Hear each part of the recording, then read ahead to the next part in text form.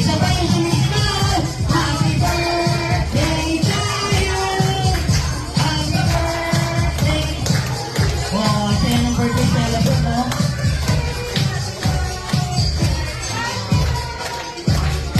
Ayan na din siya, pero Mami Daddy. Ayan, pag-lapit na ngayon.